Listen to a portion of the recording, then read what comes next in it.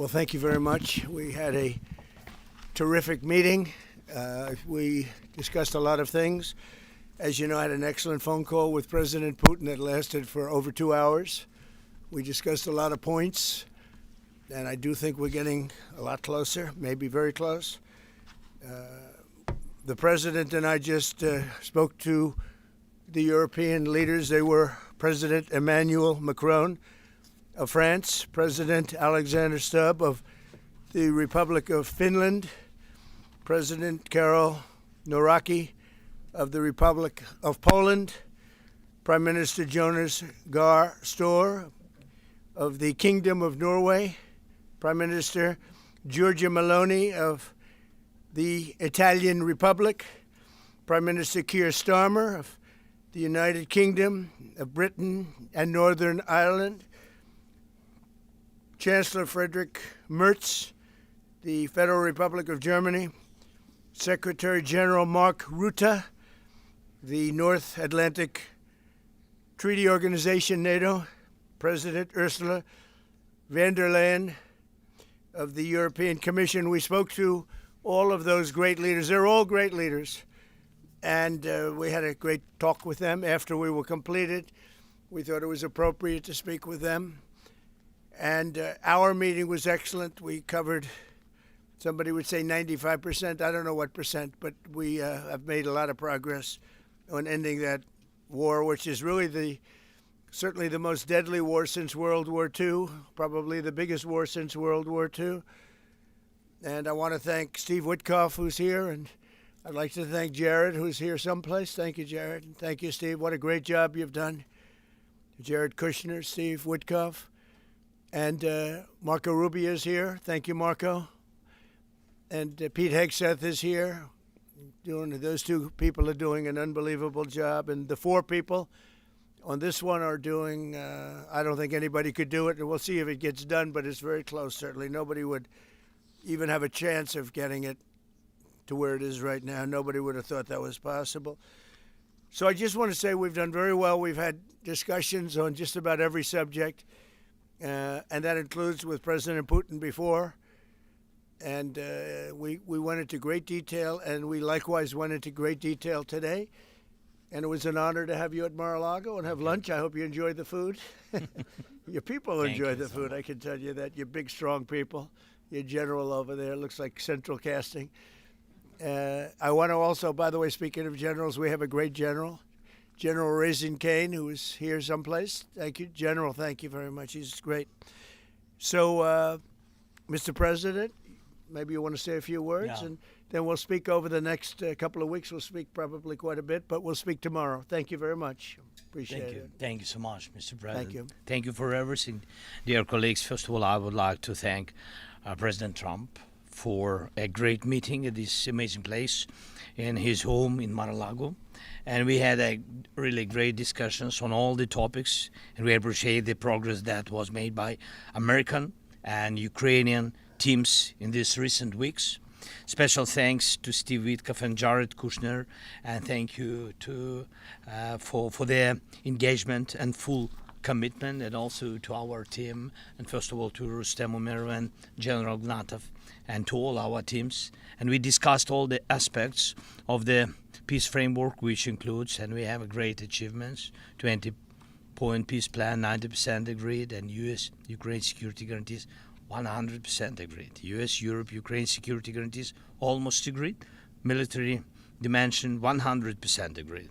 Prosperity plan being finalized, and we also discussed the sequencing of the following actions. And we agree that security guarantees is a key milestone in achieving lasting peace, and our teams will continue working on all aspects. We also had a joint productive call with European leaders, like President Trump said already, and a lot of leaders, including NATO and EU. And we agreed that our teams will meet in upcoming weeks to finalize all discussed matters. And we agreed with President Trump that he will host us, and maybe in Washington, European leaders and Ukrainian delegation, yes, in January. And Ukraine is ready for peace. And once again, would like to thank President Trump for a warm welcome and substantial discussion. Thank you, Mr. President. Thank you very much. Thank you so much. Any questions, please? What percentage from President Zelenskyy, 90% and 100%, the U.S. Ukraine security guarantees? What number are we at right now? Well, I think look, you can say 95%, but I don't like to say percentages. I just think we're doing very well. We could be very close. There are one or two very thorny issues, very tough issues, but I think we're doing very well. We made a lot of progress today, but really we've made it over the last month. This is not a one-day process deal. This is very complicated stuff, but I think when the president says 95, I think, could be close to 95%. Yeah, please, and behind you. Mr. President, have you agreed on the so-called free trade zone on Donbass? How to separate the sites? How to make the separation line? Who will be responsible? The word agreed is too strong. I would say not agreed, but we're getting closer to an agreement on that, and that's a big issue. Certainly, that's one of the big issues, and I think we're closer than we were. Probably it's unresolved, but it's getting a lot closer. That's a very tough issue, but one that I think will get resolved. Yeah, please. We are receiving some mixed signals coming from Moscow, even after this talk. Can you assure us that you have received written or any formal response from them? Well, what was the issue? You have to tell me. What did they say? They are telling that Ukraine has to give up Donbass. Just very recent statement. Well, that's what they've been asking for, and there's a dispute about that. So they're going to have to iron that out. That's an issue they have to iron out. But I think it's moving in the right direction. If they reject or delay the solution or peace agreement, you try to achieve. If something doesn't happen, you mean if something doesn't happen? Yeah, go ahead. May I ask No, go ahead. You were going to finish your question.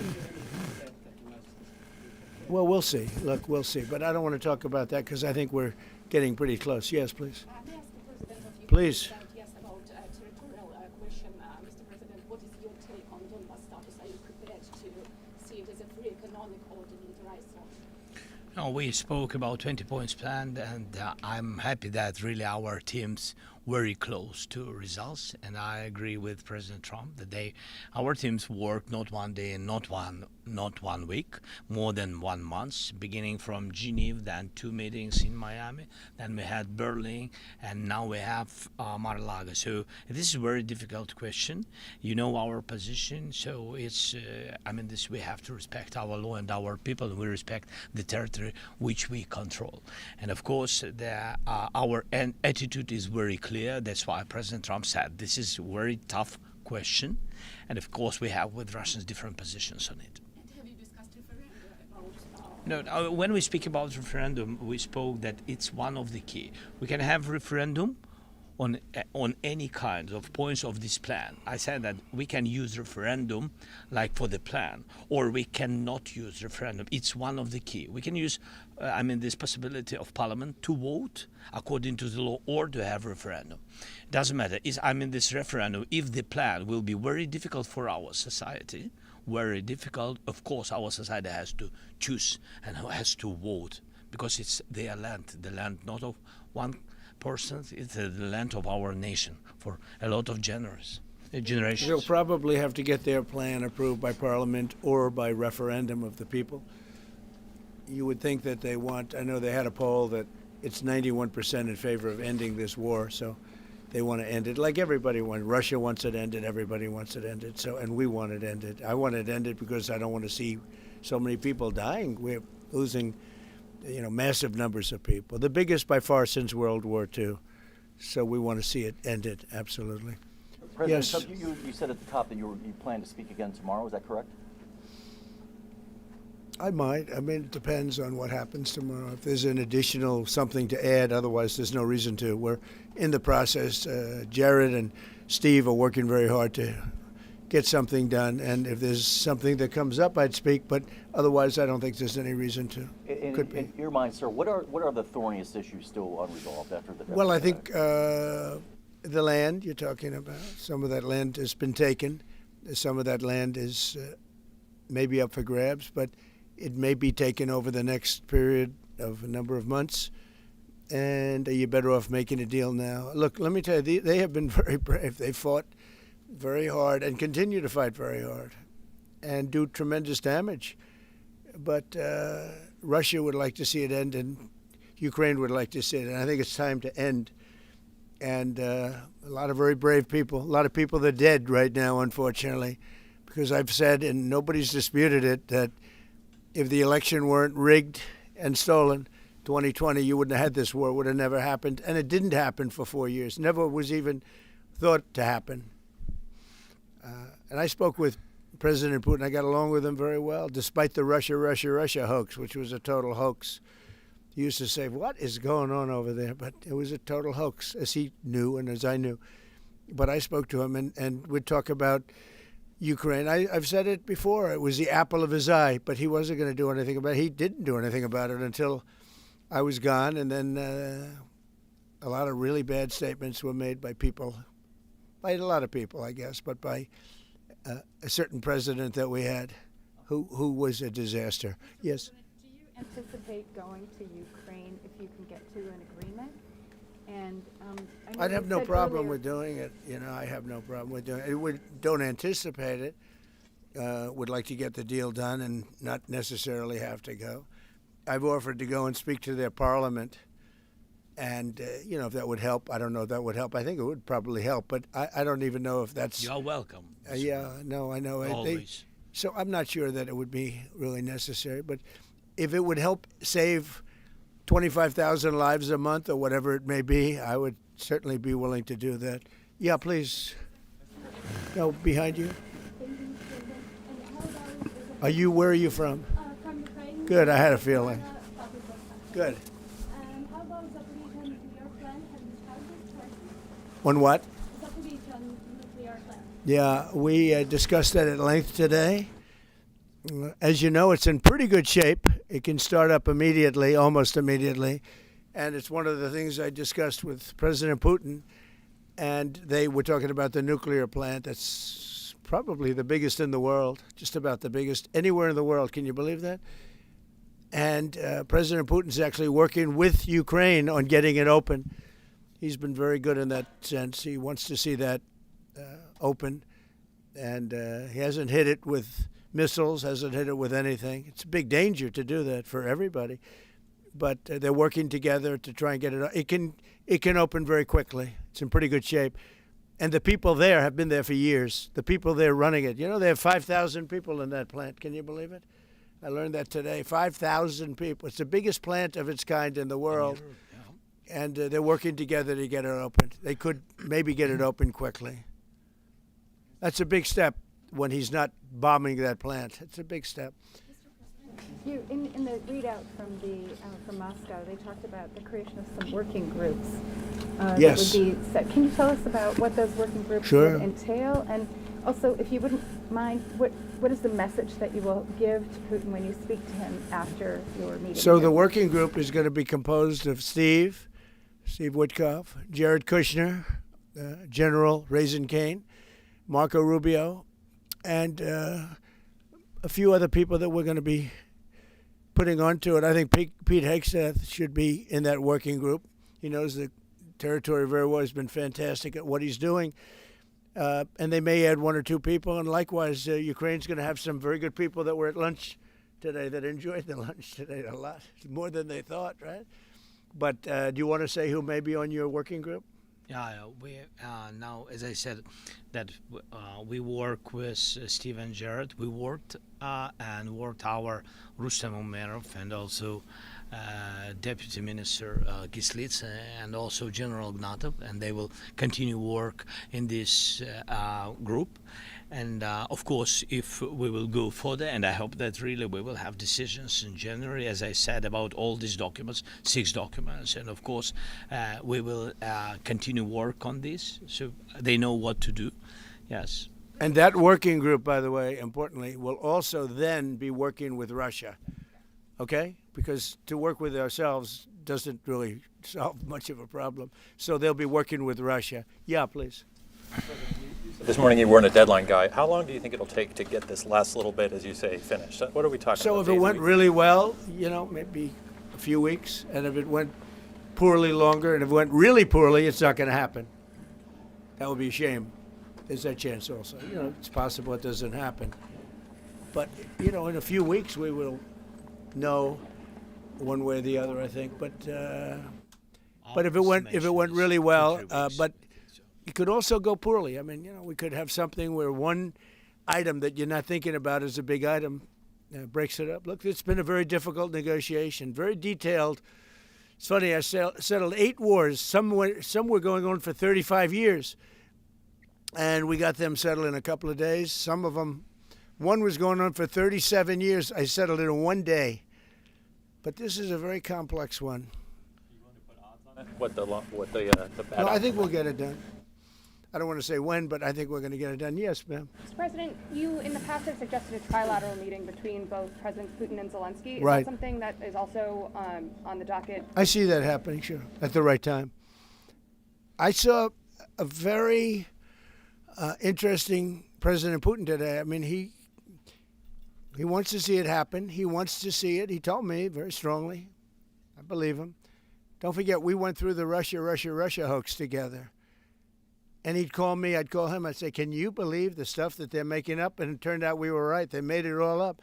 And despite that, we didn't get into wars and we didn't get into problems, but we weren't able to trade very much or any of that, which was a shame because, a lot of success could have been had by trading with Russia. They have great land, great minerals and other things, and we have things that they want very badly. But the Russia hoax, which was a terrible made-up fictional thing by Crooked Hillary and by Adam Shifty Schiff and bad people, sick people. They made it up. It was all a made-up hoax. But it kept us really from dealing with Russia, kept Russia from dealing with us. So, but despite that, we got along. And I don't know, I think we're going to get there. I know him very well. I think we're going to get there. Discuss any time, location, meeting place? Yeah, for we're a potential discussing a lot of things. No, look, I was on the phone with him for almost, I guess, 2.5 hours, they're just telling me now. It's a long time. We discussed a lot of things. We didn't talk about the weather. We weren't talking about what a beautiful day it is in Palm Beach, Florida. Yes. Trump, President Zelenskyy mentioned maybe a meeting with European leaders back in Washington. Would that be in the next few weeks? Well, in Washington or someplace, yeah. These leaders that I just read, these are great people. They've spent a lot of money on helping Ukraine. And look, they're doing it for themselves also, meaning their country, because Ukraine's a very important country for them in particular. For us, it's very important. To me, it's the lives. We're thousands and thousands of miles. We're protected by a thing called the Atlantic Ocean and lots of other places, to be honest. And they're not. They're right there. But we're working together with them as we should be. But I'm doing it to save lives. We're not spending any money. Biden gave $350 billion away. And the president was nice enough to give us a contract to take out rare earth and things. So we'll see how that all works out. We have a contract, but we appreciated that. He was very good. But we'll see how that works out. But if you think about it, we're going to have I really believe we're probably, Mr. President, by far closer than ever before with both parties. We had some times when he was close and President Putin wasn't. Then we'd have President Putin was close and he wasn't. You saw that in the White House. But I think they both want to see it happen. In your conversation with... You're saying that you've said multiple times that you want to stop the killing. And nearly 100 American citizens died in Ukraine on the battlefield. Yeah. What's your message to their families whose loved ones died fighting? Well, look, the message is so obvious. It's what a shame. They died in a foreign country. And some are celebrated people. They're very celebrated. But so sad that a thing like that would happen. Yes, ma'am. Obviously, security is a major issue for the Ukrainians. Right. Did you offer any promises, any assurances today? Well, I did. We want to work with Europe, and Europe is going to take over a big part of it, as you can imagine. They're right there. But we're going to help Europe 100%, like they'd help us. Yes, ma'am, you were going to say something? Yeah, I was just going to ask, when your conversation... Who are you with? Andrea Shalal with Reuters. That's what I thought. Yeah, so in your conversation with President Putin, did you discuss what responsibility Russia will have for any kind of reconstruction of Ukraine post an agreement? I did. They're going to be helping. Russia's going to be helping.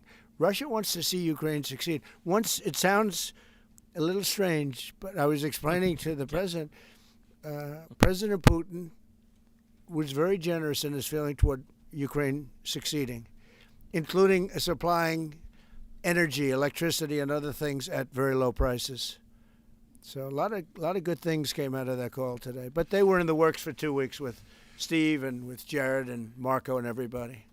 Did Russia agree, or did Putin agree to a ceasefire to allow a referendum to take Not a place? ceasefire, and that's one of the points that we're working on right now. No, not a ceasefire. He feels that, look, they're fighting and to stop, and then if they have to start again, which is a possibility, he doesn't want to be in that position. I understand that position. The president feels strongly about that or something, but I think we're finding ways that we can get around that. But I understand President Putin from that standpoint. You have to understand the other side. And, I'm on the side of peace. I'm on the side of stopping the war. So, but I think that's a problem that's going to get solved, yeah. Would people who live outside of Ukrainians who fled during the war be allowed to participate in the referendum? What do you mean, people where live? The people that left. refugees So who fled to Poland and Germany. if we speak about the people who are abroad, who are not on the territory of Ukraine, you mean that in Poland, in Germany, we have millions of people. Yeah, they have a referendum in the same of elections. In the same way how people come and vote, they have rights for this. And of course they have to come. That's why if we will come to referendum, yes, if we will come to such decision, people need infrastructure for this, and it's not simple, and that's why we spoke about it. It can't be in one day, very quickly. It's difficult because we need infrastructure. When you have millions of people, you have to build it in Europe, mostly in Europe for today. President Trump, I know you've sounded an optimistic note here, but what happens in a few weeks if things sputter? What are you prepared to do? They keep fighting, and they keep dying. No good. But if things don't happen, they keep fighting, and they keep dying. And we don't want that to happen. He doesn't want it to happen. President Putin doesn't want it to happen either. Okay? Thank you very much, everybody. Thank you. Appreciate it. Great. Thank you. Thank you. Thank you. I don't know. Was it a good lunch? Yes, sir.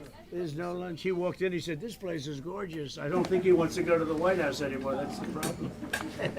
I'm ready to go to White House. I know we are. It is.